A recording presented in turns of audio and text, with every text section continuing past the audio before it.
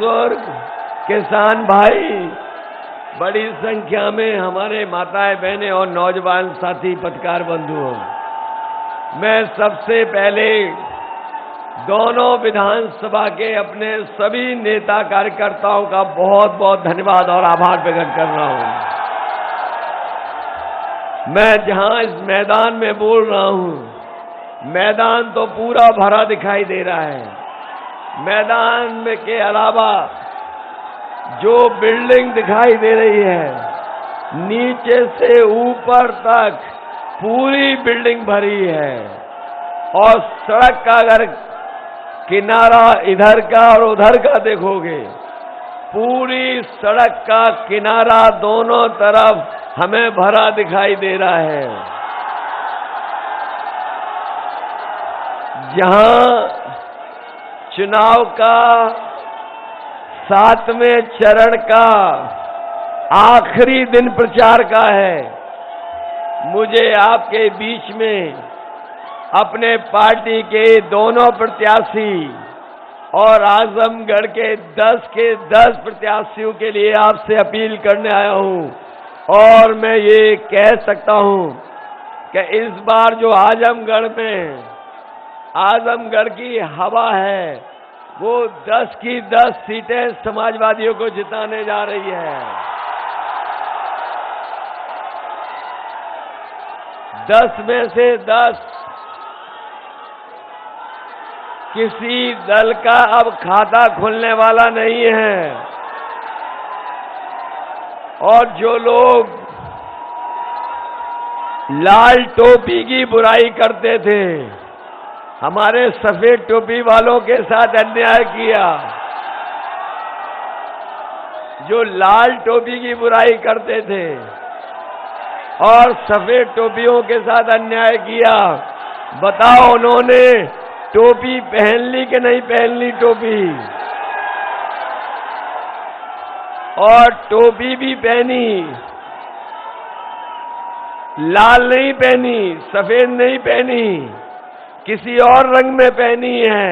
ये वो लोग हैं जो रंग बदलने वाले हैं। इस बार जनता उत्तर प्रदेश की इन्हें समझ गई है। ये कोई रंग बदल ले, लेकिन उत्तर प्रदेश की जनता इन्हें सबक सिखाने वाली है। बताओ बीजेपी के लोगों ने झूठ बोला कि नहीं बोला? हमारे किसान भाई यहां बैठे खड़े हैं, आपकी आय दोगुनी की बात की, लेकिन आज 5 साल में डबल इंजन की सरकार ने हमारे किसानों की आय दोगुनी नहीं की। हमारा किसान आज भी परेशान है और इनकी सरकार में महंगाई से और परेशान हो गया। जिस तरीके से डीजल, पेट्रोल और हर चीज महंगी कर दी, बताओ खाद जब जरूरत थी खाद नहीं मिली। यहां किसान भाई होंगे, आप जानते होंगे खाद नहीं मिली और डीएपी नहीं मिली। इस बार किसान भी उसी तरीके से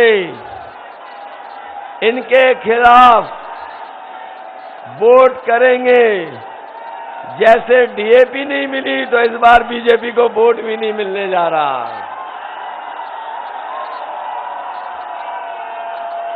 महंगाई कहां पहुंच गई,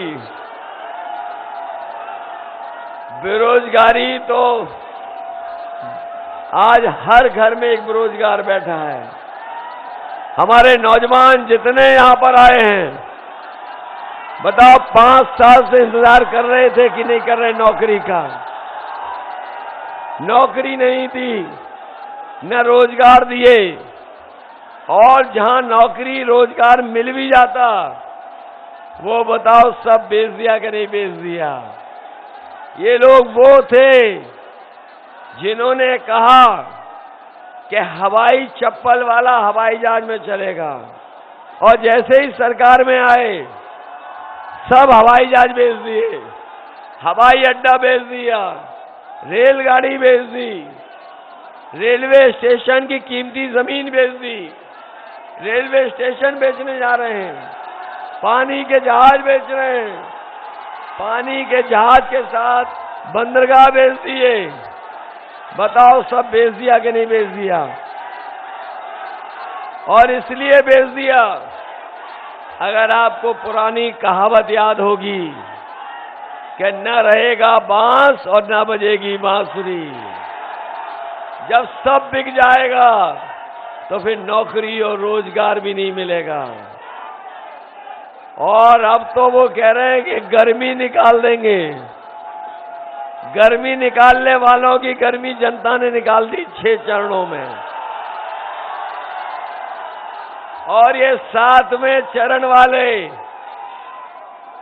जो गर्मी निकाल रहे थे, उनकी 6 चरणों में जनता ने गर्मी निकाल दी। और इस बार 7वें चरण में जनता इन्हें 7 समुंदर पार फेंक देगी। समझ गए? 7 समुंदर, वहीं जहां इनके मित्र गए हैं 7 समुंदर, वहीं पर जनता इन्हें पहुंचा देगी।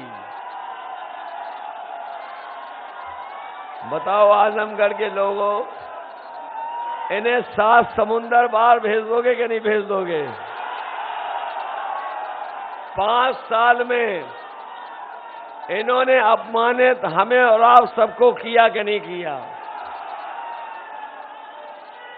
हमसे और आपसे लगातार इनके लोग और इनके सरकार के लोगों ने जो हक और सम्मान मिलता था, बताओ 5 साल में छीनने का काम किया कि नहीं किया? और न केवल हक सम्मान छीना है, बल्कि आजमगढ़ का पूरा विकास रोक दिया। आजमगढ़ का जितना समाजवादियों ने विकास की शुरुआत की थी, वो विकास सब ठप कर दिया। ना नई चीज बनाई, और जो काम चल भी रहे थे, उन कामों को पूरी तरीके से ठप कर दिया। अभी तो केवल आजमगढ़ को मेडिकल कॉलेज, आपके यहाँ का अस्पताल, एम्बुलेंस, पुलिस को गाड़ियां और दुनिया के बराबर टक्कर देने वाली आपको हमने समाजवादी पूर्वांचल एक्सप्रेस भी दिया।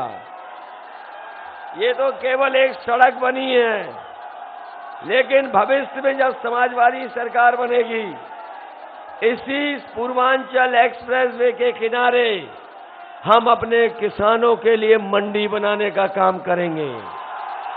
और मंडियां इसलिए बनाना चाहते हैं जिससे हमारे किसानों की पैदावार की कीमत उन्हें मिल जाए।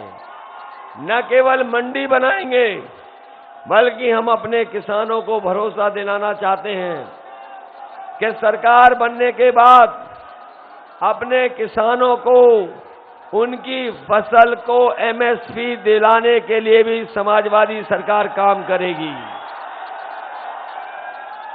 इन्होंने तो 5 साल हमारे किसानों को लूटा।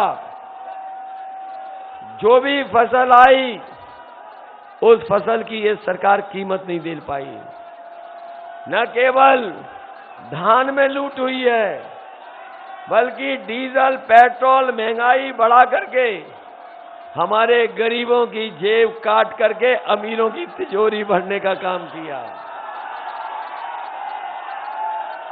न केवल तिजोरी भर दी, बल्कि किसानों को अपने खेतों की रखवाली करनी पड़ रही है। किसानों के पक्ष में जो फैसले लेने थे, ये सरकार वो फैसले भी नहीं ले पाई। हमारा मैनिफेस्टो आपने पढ़ लिया होगा। समाजवादियों ने तय किया है कि सरकार बनेगी तो 300 यूनिट फ्री देने का काम समाजवादी सरकार में होगा। न केवल 300 यूनिट, बल्कि हमारे किसानों की सिंचाई माफ होगी। किसानों को भी कोई पैसा नहीं देना पड़ेगा।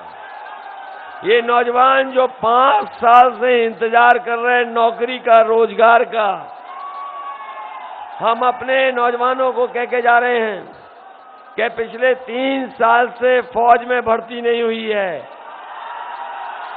समाजवादी सरकार बनेगी तो केंद्र से फौज में भर्ती कराने के लिए समाजवादी सरकार में काम होगा, जिससे हमारे नौजवानों को वर्दी पहन करके देश की सेवा करने का मौका मिल जाए।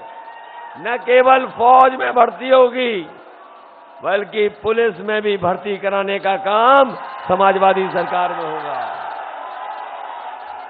आपने देखा होगा कि जब से कोरोना बीमारी आई, उत्तर प्रदेश के बच्चों की पढ़ाई को पूरा बर्बाद कर दिया।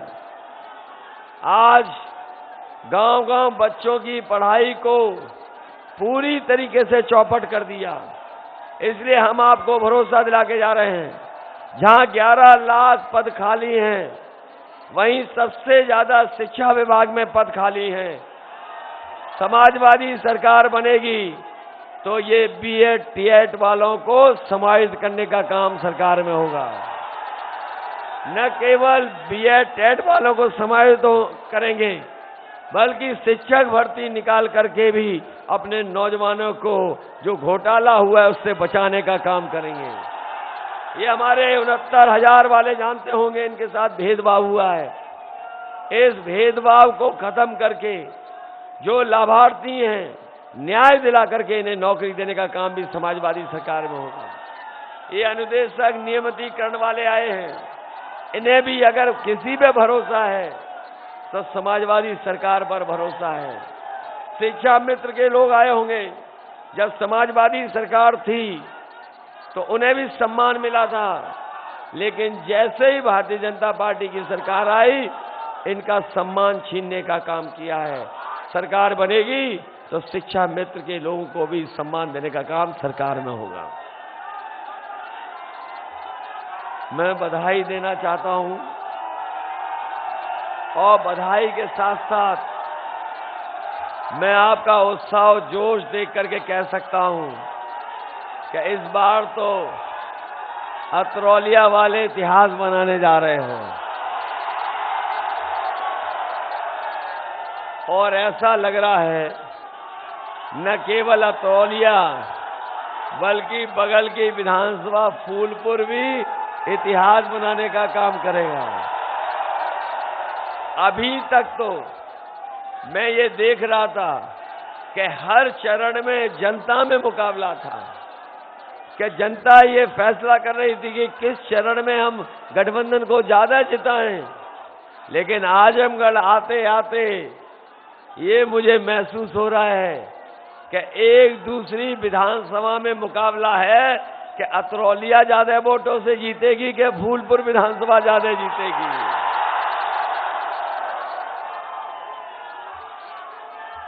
ये मुकाबला लगता इन 2 विधानसभा में नहीं है, आजमगढ़ में तो 10 की 10 विधानसभा में यही मुकाबला चल रहा है। और ये जो गर्मी निकालने वाले हैं,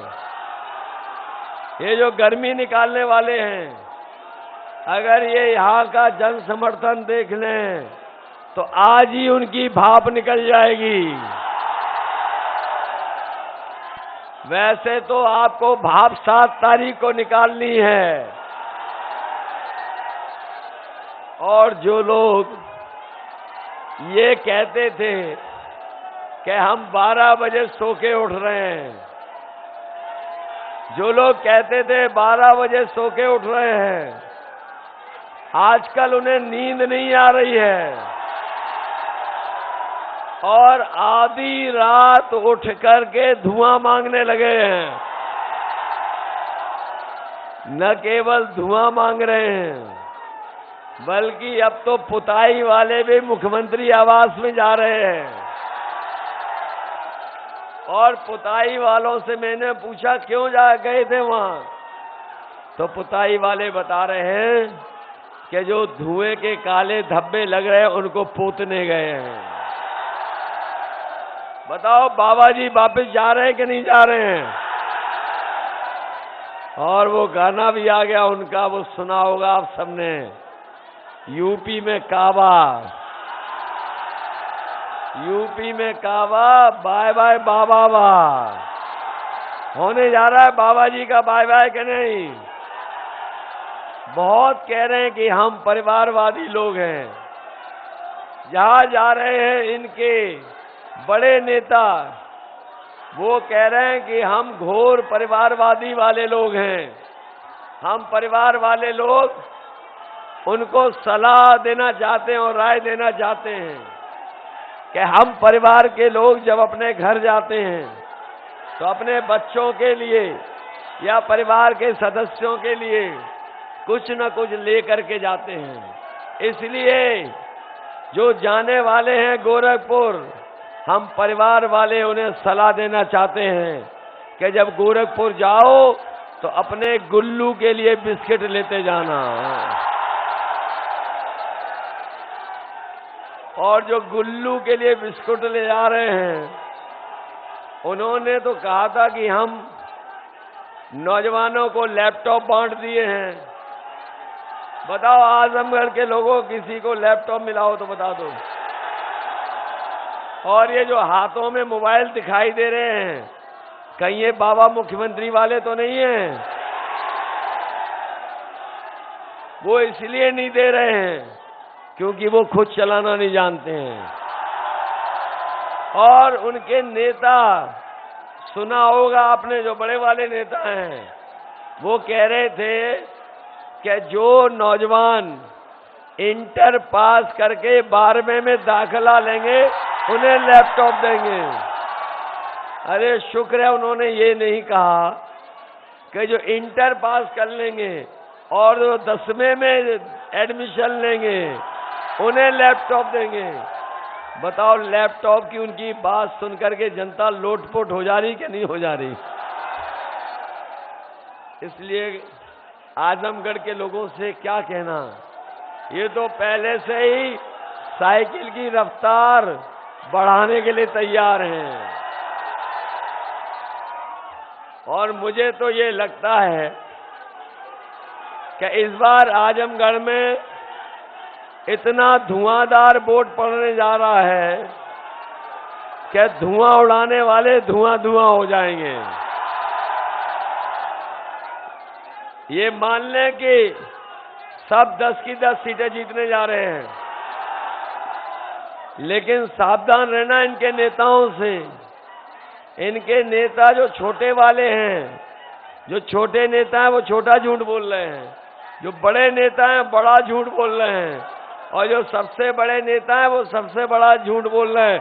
बताओ सावधान रहोगे कि नहीं रहोगे? और ये राशन देने की बात कह रहे हैं कि राशन को लेकर के बहुत सुना रहे हैं। इसलिए हम अपने सभी लोगों को कह के जा रहे हैं कि ये राशन पहले ये नवंबर तक दे रहे थे, अब ये मार्च तक दे रहे हैं। बीजेपी वालों से पूछिए, आपने यूपी के बजट में पैसा नहीं रखा राशन का, न दिल्ली के बजट में पैसा रखा राशन का, और आप किस भरोसे पे जनता को राशन बांटोगे? इसलिए हम अपने गरीब सभी लोगों को भरोसा दिला के जा रहे हैं, आप समाजवादी सरकार बनाइए और 5 साल राशन पाइए। ये इंतजाम समाजवादी लोग करेंगे। न केवल राशन देंगे, राशन के साथ साथ 1 लीटर सरसों का तेल दिया जाएगा, 1 किलो मिल्क पाउडर दिया जाएगा, और हमारे गरीबों का भी स्वास्थ्य बेहतर हो तो 1 किलो घी भी सरकार की तरफ से फ्री दिया जाएगा। इसलिए मदद करोगे? ये आरक्षण घोटाले वाले भूल तो नहीं जाओगे? बीएड टेट वालों भूल तो नहीं जाओगे? ये जो उत्तर प्रदेश पुलिस भर्ती में आयु सीमा की छूट मांगने आए हैं, मैं नौजवानों को कह के जा रहा हूं, सरकार बनेगी तो दिल्ली की सरकार से लड़ करके आपको आयु सीमा की छूट दिलाने का काम करेंगे। क्योंकि 3 साल इन्होंने ना भर्ती की है। इसलिए नौजवानों भूल मत जाना, 11 लाख पद खाली हैं सरकार के, 11 लाख पद खाली हैं, उन पदों को भर करके अपने नौजवानों को नौकरी और रोजगार से जोड़ने का काम समाजवादी सरकार में होगा। इसलिए आज मुझे बहुत सभाएं करनी है और आखिरी दिन में इसीलिए आया क्योंकि आखिरी दिन में ही अपने लोगों से निवेदन करने आया हूं। ये तो आजमगढ़ वो है जिला जिसने हमेशा समाजवादियों का सम्मान बढ़ाया है और जितना लगाव हम लोगों को, पार्टी के लोगों को आजमगढ़ की जनता से है, शायद और किसी जिले की जनता से नहीं है। और हमने तो खुद अपना घर माना आजमगढ़, और इसलिए भी कि ये बताओ सबसे बड़ी सड़क किसी ने मांगी नहीं, हमने अपने आप दी। याद है कि नहीं याद है? किसी ने नहीं मांगी, हमें किसी ने नहीं मांगी थी ये पूर्वांचल वाली सड़क, ना हमने घोषणा पत्र में लिखा था। लेकिन हम जानते थे कि यही आजमगढ़ घर और गाजीपुर और अपना मऊ ये पिछड़ा इलाका है, इसलिए पूर्वांचल को अभूतपूर्व विकास देने के लिए ये एक्सप्रेसवे देने का काम समाजवादियों ने किया है। सरकार बनेगी तो यहां की गरीबी दूर कैसे हो, बेरोजगारी दूर कैसे हो, लोगों को नौकरी कैसे मिले और हमारा किसान कैसे खुशहाल हो, उसके लिए हम इंतजाम कर करके अपने सभी लोगों की मदद करने का काम करेंगे। इसलिए जिताइए और सरकार बनाइए। ये सरकार बनाने का चुनाव है सरकार बनाने का चुनाव कि नहीं? सरकार, आप सरकार बनाना चाहते हो कि नहीं बनाना चाहते हो? कहीं उस सरकार के बारे में तो नहीं सोच रहे हो जिनके सांड सब बीजेपी का वोट चढ़ गए? बताओ, सांड बीजेपी का वोट चढ़ गए कि नहीं चढ़ गए? इसलिए इन्हें 7 समुंदर पार भेजोगे कि नहीं भेजोगे? ये 7 चरण वालों को अपने मित्रों के पास ये चले जाए, वहां भेज देना। इसलिए हमारे संग्राम यादव जी को और रमाकांत यादव जी को ऐतिहासिक वोट देकर के जिता देना। और मैं भरोसा दिलाता हूं कि आजमगढ़ को विकास में कहीं पीछे नहीं छूटने देंगे।